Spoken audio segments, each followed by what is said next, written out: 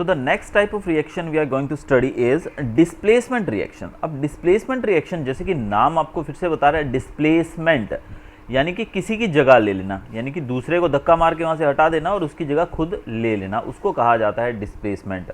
तो रिएक्शन में भी ऐसा ही होता है कि जब एक जो एलिमेंट है वो दूसरे को धक्का मार के उसकी जगह ले ले, उसको हटाकर उसकी जगह ले ले। जैसे कि एग्जांपल देखते हैं हम लोग, take 3 iron nails and clean them by rubbing with sand paper. हमें 3 आयरन के नेल्स लेने हैं, नेल मतलब नाखून नहीं, कील की बात की जा रही है। Take 2 test tubes marked as A and B. अब 2 टेस्ट ट्यूब लेनी है जिसपे ए और बी लिख देंगे हम लोग।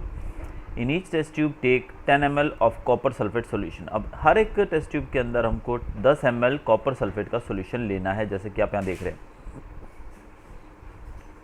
Tie 2 iron nails with a thread and immerse them carefully in the copper sulfate solution in test tube B for about 20 minutes.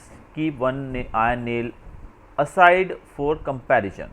अब हमने कितने नया नेल्स लिए थे? 3। तो 3 में से हम 2 लेंगे और उन दोनों को ऐसे धागे से बांध के उस कॉपर सल्फेट सॉल्यूशन के अंदर डाल देंगे, डुबो देंगे उसके अंदर, और फिर 20 मिनट तक उसको ऐसा ही रखेंगे। अब 20 मिनट के बाद क्या ऑब्जर्वेशन है वो देखते हैं हम लोग। After 20 minutes, take out the iron nails from the copper sulfate solution. Compare the intensity of the blue color of copper sulfate solution in test tube A and B. Also compare the color of the iron nails dipped in the copper sulfate solution with the one kept aside.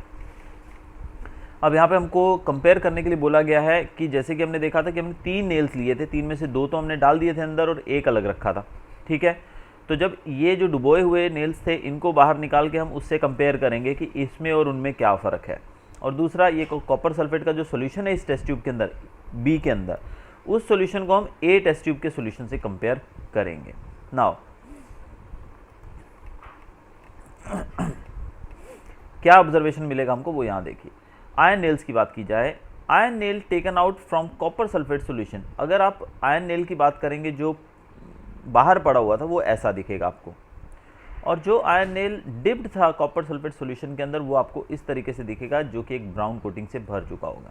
वहीं solutions की बात की जाए तो copper sulphate solution जो test tube ए के अंदर हमने डुबोया नहीं था, ठीक है। ए टेस्ट ट्यूब सिंपल वैसे ही पड़ी थी, उसके अंदर हमने कुछ भी नहीं डाला था, वो ऐसा होगा ब्लू कलर। लेकिन टेस्ट ट्यूब बी जो थी वो टेस्ट ट्यूब आयरन नेल्स डालने के बाद ऐसा रिएक्शन वहाँ पर शो करेगा, उसका कलर ऐसा हो जाएगा। तो इसका मतलब ये हुआ कि यहाँ पर तो हमने कुछ रिएक्शन किया ही नहीं था, लेकिन यहाँ पर कॉपर सल्फेट सॉल्यूशन का आयन, लोहा इसमें डाला था हमने, ठीक है ना। ये कॉपर सल्फेट सॉल्यूशन है तो जिसका फार्मूला होता है CuSO4, कॉपर सल्फेट। तो इसके साथ आयन ने रिएक्ट किया, आयन मतलब Fe is the formula for ion, symbol for ion. तो जब इसको रिएक्शन हुआ इन दोनों के बीच में तो क्या हुआ वो देखते हैं हम लोग। अभी रिएक्शन में आगे आपको समझा ही देता हूँ। ये देखिए, ये जो आयरन नेल था इसके ऊपर ब्राउन कलर की एक लेयर चढ़ जाएगी, यानी कि वो ब्राउनिश कलर का हो जाएगा, जबकि कॉपर सल्फेट सॉल्यूशन जो ब्लू कलर का था वो फेड होकर वाइट जैसा हो जाएगा, ठीक है। अब रिएक्शन क्या हुआ था इसके बीच में वो देखिए। ये रहा हमारा आयन, जो कील हमने उसके अंदर डाला था, और सॉल्यूशन कौन सा था? वो कॉपर सल्फेट का था, CuSO4। जब इन दोनों के बीच में रिएक्शन हुआ तो क्या हुआ? आयन ने कॉपर की जगह ले ली, आयन ने कॉपर को वहाँ से हटाकर उसकी जगह ले ली। तो आप देखिए यहाँ पर कॉपर की जगह पर आयन फिट हो गया है, तो ये बन जाएगा FeSO4, यानी कि कॉपर सल्फेट की जगह हो जाएगा ion sulphate.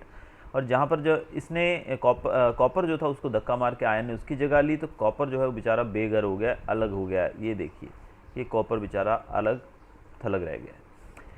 In this reaction, iron has displaced or removed another element copper from copper sulfate solution.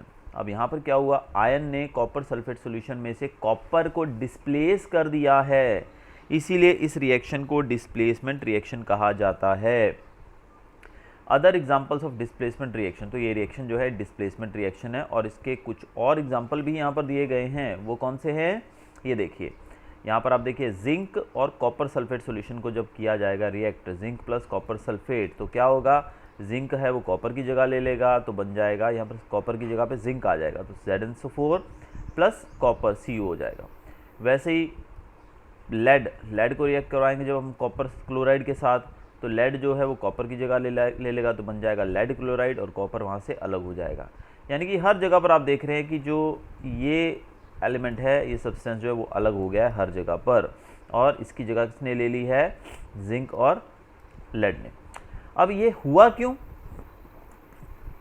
Because zinc ने इसकी जगह क्यों ली भाई, because zinc and lead are more reactive elements than copper. अब ये जिंक और लेड जो है ये कॉपर से ज़्यादा रिएक्टिव है, इसलिए इन दोनों ने उसकी जगह ले ली। ठीक है, तो रीज़न इसका क्या होता है डिस्प्लेसमेंट का, it is the reactivity, these metals are more reactive than copper, so they have displaced this copper in the solution। तो ये था हमारा डिस्प्लेसमेंट रिएक्शन, जिसमें एक चीज़ जो है वो दूसरे की जगह ले लेती है, डिस्प्लेस कर लेती है। अब दूसरा जो रिएक्शन हम पढ़ने जा रहे हैं वो है डबल डिस्प्लेसमेंट। तो इट्स वेरी इजी, डिस्प्लेसमेंट अगर आपको समझ आ गया है तो डबल डिस्प्लेसमेंट भी आसानी से आ जाएगा, क्योंकि डिस्प्लेसमेंट मतलब एक चीज़ को डिस्प्लेस किया, डबल मतलब जब दोनों चीज़ों को डिस्प्लेस कर दिया जाए। अब यहाँ पर हम एग्जांपल लेते हैं।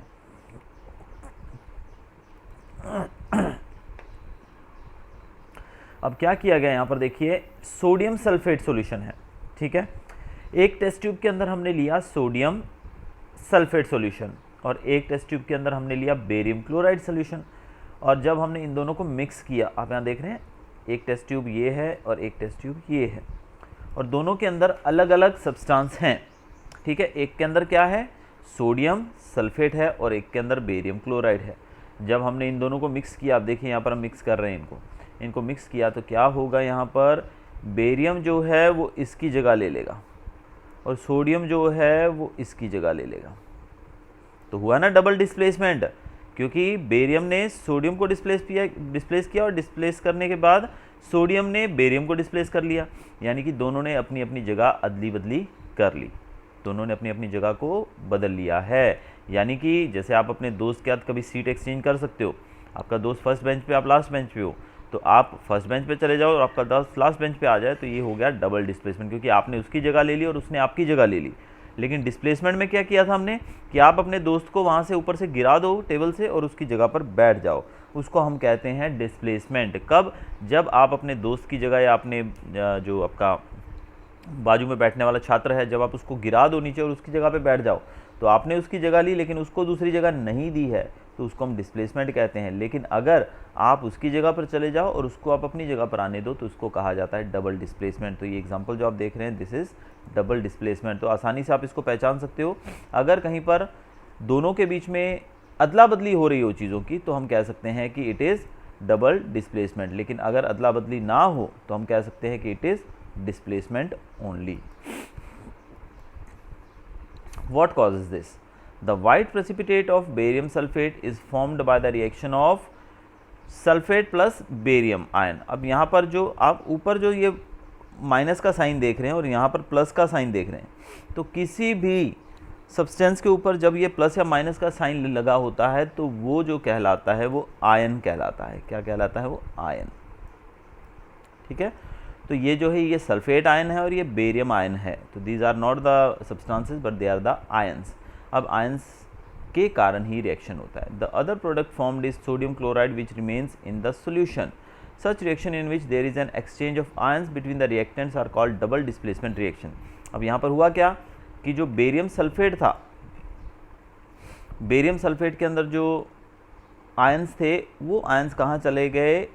इसके साथ सोडियम सल्फेट के साथ चले गए। सोडियम सल्फेट में से सोडियम को हटाकर, यानी कि जो सल्फेट के आयंस थे उन्होंने बेरियम को अट्रैक्ट कर लिया, तो इसलिए बेरियम यहाँ चला गया, तो ये बन गया BaSO4 और सोडियम जो था वहाँ से निकलकर यहाँ आ गया।